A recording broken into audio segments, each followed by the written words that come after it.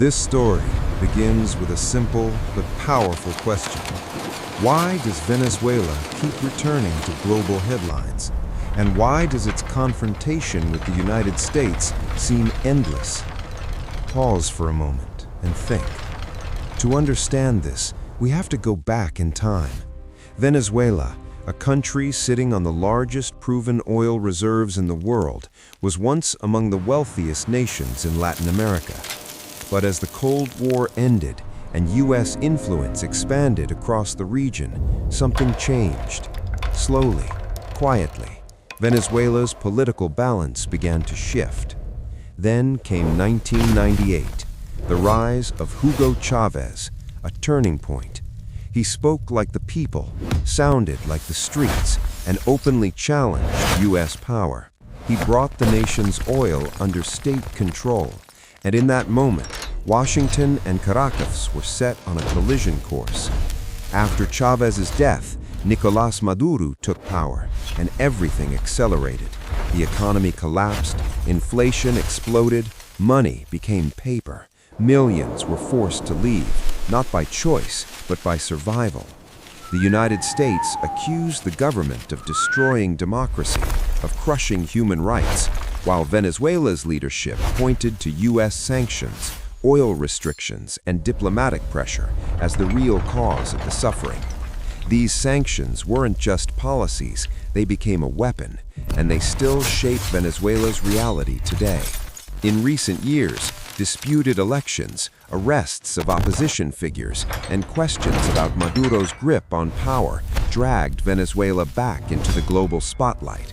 Washington reacted, allies followed, and in response, Caracas turned east, strengthening ties with Russia, China, and Iran, searching for balance, searching for leverage. At this point, Venezuela stopped being just a country in crisis. It became a geopolitical chessboard, every move calculated, every mistake costly.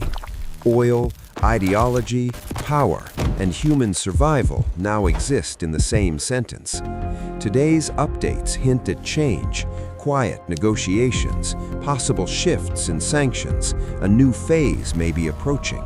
But the core question remains, is this really about democracy, or is it about control, about oil? On the streets of Venezuela, the average citizen isn't part of these decisions, yet they carry the full weight. Empty shelves, endless lines, fear, uncertainty, forced migration.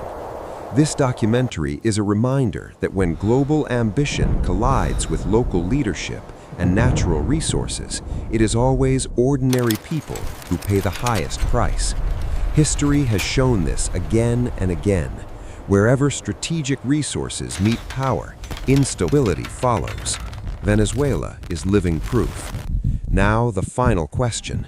Can dialogue finally open a new path forward, or will this struggle sink even deeper?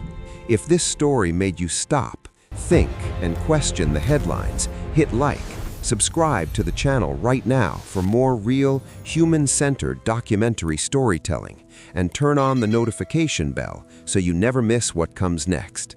Share your thoughts in the comments. Where do you think Venezuela's future is headed? And can the United States and Venezuela ever truly normalize relations? Because your voice matters, and your support keeps these stories alive.